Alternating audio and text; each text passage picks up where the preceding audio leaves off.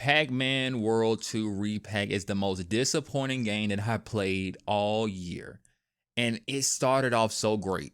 I'm talking about a fun platformer with a decent level of challenge and really good boss fights. You guys don't understand how hard it is for me to find a good game in this genre that isn't basically sleep aid for me because AAA developers keep making platformers too easy. I was really on a high, like I was really ready to come in here and tell you guys how amazing this remake was. And then it shocked me to see that the game kept going after the credits. So I thought I was gonna get even more of an amazing game. But that's when all the good things about this game just went falling off a cliff. Before we get into the review, make sure to like the video if you like it, comment if you have something to say, hit the subscribe button if you haven't, and hit that hype button. That hype button helps the channel grow. All of this is free, it costs you nothing, and only helps me out. I appreciate you guys for even being here, for watching the videos and enjoying the content, and I hope you do enjoy the content, so let me know if you did by the end. Let's get back into this review, because I got a lot to say about Pac-Man World 2. Pac-Man World 2 is very simple to understand. You go through levels, jumping, fighting, and collecting items. Pac-Man has a few new moves this time around, and unlike Pac-Man World 1, levels are a lot wider now, giving you more room to explore and get lost in. The first game's signature backtracking is back, but at a lesser degree. You won't be running back and forth nearly as much as you did before, as gates are replaced with these chests, and outside of a few exceptions, most of the hidden fruit is on the main path leading towards the goal. Now, one good thing about Pac-Man World 2 is that I love how crazy they got with each level. One minute you're doing the basics, then you're getting chased down by a giant snowball like Crash Bandicoot. I normally find water levels boring and platformers, but they turned theirs into a stealth mission and then they just made it into a Star Fox inspired shoot 'em up. This is what I love about the genre. Great platformers have the luxury of switching genres for a level or two, and if done well, it only adds to the fun. Like I said before, I can't stand an easy platformer. When these games are too easy, they just become boring. Pac-Man World 2 has a respectable level of challenge that only ramps up as you progress through the story. The boss fights are so good, and that's something a lot of platformers drop the ball on. In most platformers, they make the bosses too easy, but in Pac-Man World 2, I died at least 2 to 5 times per boss. The fun is finding out their tails and patterns. Now, once you understand them, it still isn't easy because you gotta, still beat the boss. But due to the tails being, they're not obvious at first, but there's something you can learn if you just pay attention. So then it makes the boss's challenge feel fair and enjoyable versus frustrating and just difficult to be difficult, which we'll get into in a few minutes. After figuring out the boss's moves and beating them, I felt empowered by figuring out the puzzle on my own.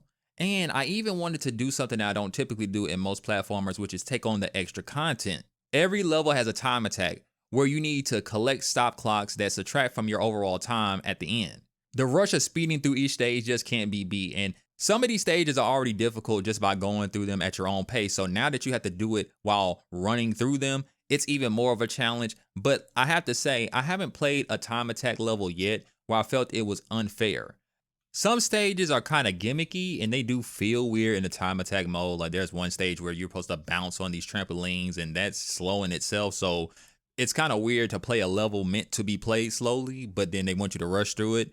And the times reflect that, so don't trip about it too much. There was an ice stage I ran through, and I'm like 2 to 3 minutes in, only to realize the gold is like slightly under a minute. So don't trip too much about it if it feels like you're taking too long on the longer stages. It's designed that way. The time trial mode is definitely something I would recommend for anyone that's a fan of Crash Bandicoot 3. That game had its own time trial mode. It's definitely going to give you those vibes, and I had fun going after them. Haven't done them all, but the ones I did go after were definitely fun. And you need to beat the time trials anyway if you want to beat all the missions. See, each level has a list of missions, which basically boil down to collect all the fruit, or you have to beat certain enemies, like all the enemies in the stage, or beat the boss without dying. Those are like the most difficult ones. But these are fun things to go after, and you get a nice reward. You can unlock outfits, arcade games, and even extra music. You also could take the Pac coins that you find throughout the levels and buy these figurines to decorate Pac Village, and you can even unlock new mazes to play in. Yes, the mazes are back from Pac-Man World 1, but I gotta say, something is weird about these mazes. Now, I will say they did listen to the players. I said in my review of Pac-Man World 1, which you should check out, link is gonna be in description, that it is weird that the game kind of just threw you into a maze while you were going through the regular platforming stages. So now you still collect the Galactian to unlock the stages, but you got to go to Pac Village to play them. So it doesn't take you out of the main courses, which is good. The issue is that the stages are really hard, and I don't know why they're hard. Like Blinky, the red ghost, is ultra fast, like ridiculously quick. I don't know what that is. I don't know if that's a bug. I don't know if that's a glitch. I don't know if that's how it's supposed to be, but I find it weird, and it's so unbalanced. It doesn't piss me off. It's just weird. It's very awkward. You ever just played a game where something just seems so ridiculously unfair that you didn't even get upset about it? You just was confused. That's how bad this is. So overall, it sounds like I had a great time, and you know what? I did. I had a great time until the credits rolled, and then Pac-Boy and Pac-Sis got sucked into the tree, revealing extra levels and boss fights added to Repac. Now, I just beat the game, a game that I thought was amazing. And I said, oh, the developers gave me more things to do? That's great. Who doesn't want more greatness? I was wrong. I was wrong. This was a mistake. They shouldn't have done this. Now, this isn't a full campaign. Each world only has one stage and a boss fight. So, and I was glad to see that because I was like, look, I want to get this review out soon. I really hope I don't have to basically play the whole game all over again. The game is only about 8 hours long, but seeing as these levels are meant to be harder, I'm like, I got to do all of them again. And like, I hope they really change them around. But thankfully, like I said, it's one stage, one boss fight. And what they did was they took existing stages and added basically hazards to them, like poison, really aggressive enemies, and they might have put some items in different places to make it more tricky to get them. And all that stuff overall was fine. Now, when it comes to the extra missions per stage, in this mode, you can unlock extra costumes as well. And even it might be some arcade games here and some CDs. I don't know if I'm ever going for these because, like I said, the levels are harder than what they were originally. And like in the beginning, that's fair. That's fine. I don't think the beginning first few stages of the Repac levels are that bad. But as you progress and get about to like the ice world, the game just starts to get crazy, not just difficult, almost unfair. And then it starts peeling back the layers and showing you how broken this game is and how messed up some of the collision is in this game, which you experience in the base game, but it's even more prominent in the Repac levels. And I don't know if it has to do with the fact that the engine they worked on or just because they altered levels that were already created and didn't test them that well, but the game just started to break for me. Spooky, being the main villain of the game, was already a hard boss fight when you fight him in the normal levels, but in the Repac version, it is painfully unfair. This is the most unfair piece of garbage fight that ruined almost my entire experience of the game. Death after death after death. I can hear it now. Just get good, Grim. How do you get good when this fight is not only hard, but it's freaking buggy and broken? Like I already said, the game has weird collision issues all over it. And for the most part, you can ignore them, but not here. Look, I can't even kill this guy. And these guys drop health, which you need, because if you don't have health, you're going to die, obviously. And this is one of those fights where you need all the extra health you can get. Then you have this crap. His hitbox spawns in before his model. So I don't see him, and it just pushes me down. How am I supposed to get around that? How am I supposed to know he's going to be there? You don't know, it just happens. This attack hits me before he even gets close to me.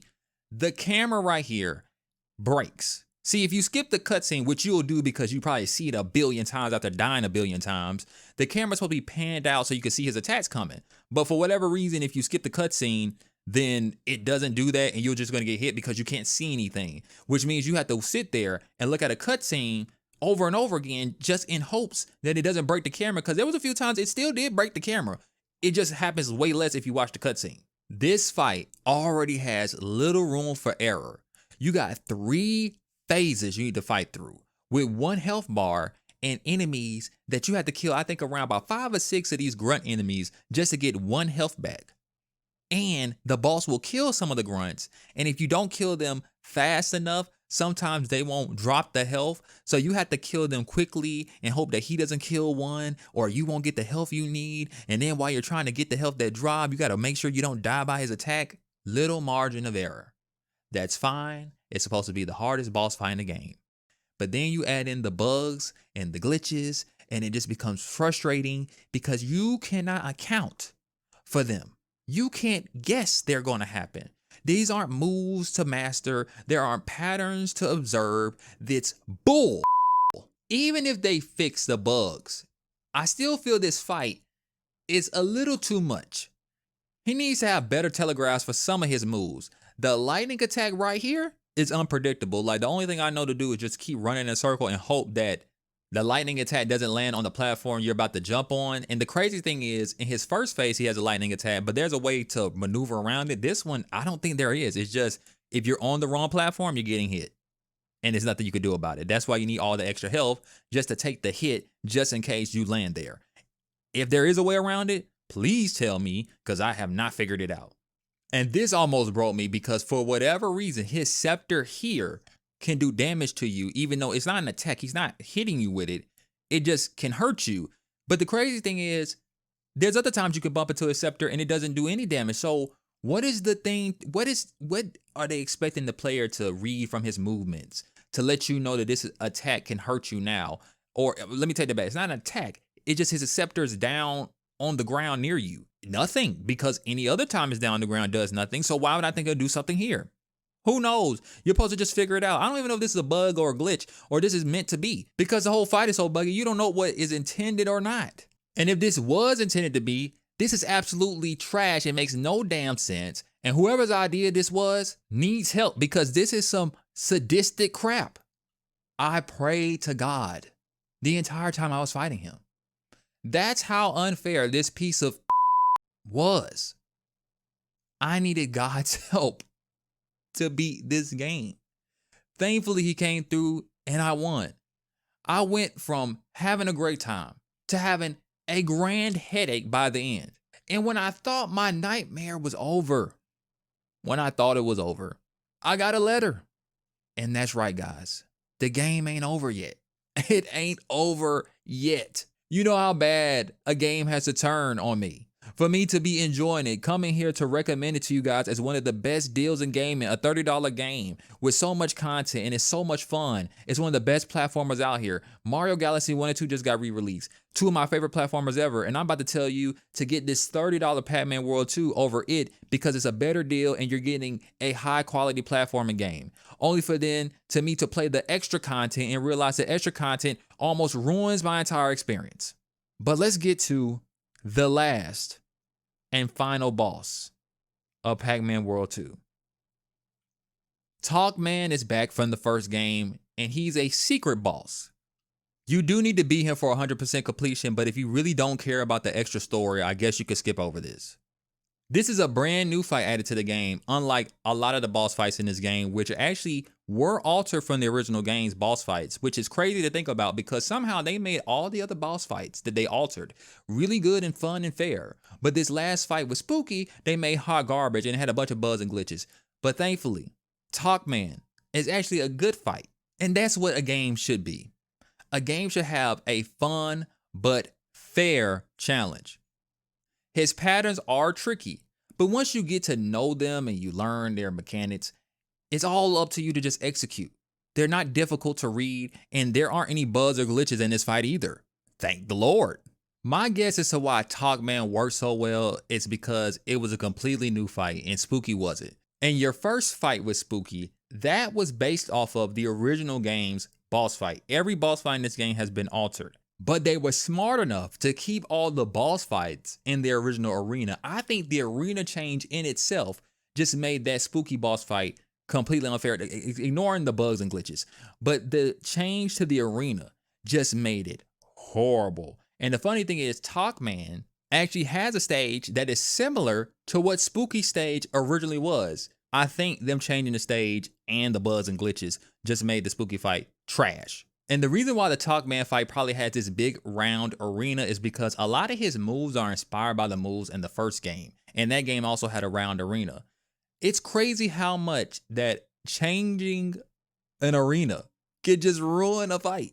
It's so interesting, but it's only interesting now that I can calm down. In the mix of it, when you're trying to beat a game that's trash, it ain't fun. I died a fair amount when I fought TOC-MAN. But I knew it was my fault and I was in control. I still prayed a lot because after beating Spooky, I just wanted the game to end.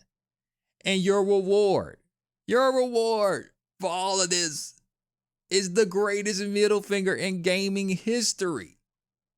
I guess skip ahead if you don't want to be spoiled, but it ain't much. I heard you had a real blast at your birthday party, so much that you forgot to invite me!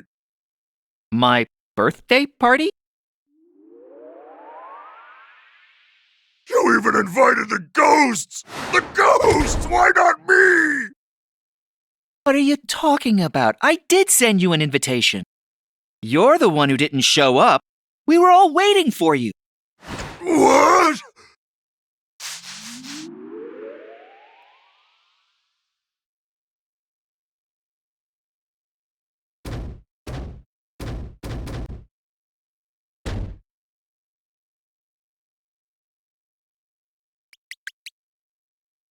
Hey!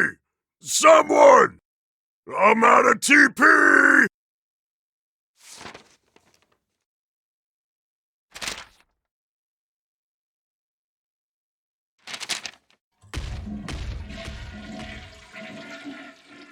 Oh, don't tell me that was the... Pac-Man World 2 Repac is a great game if you stop after beating the base game.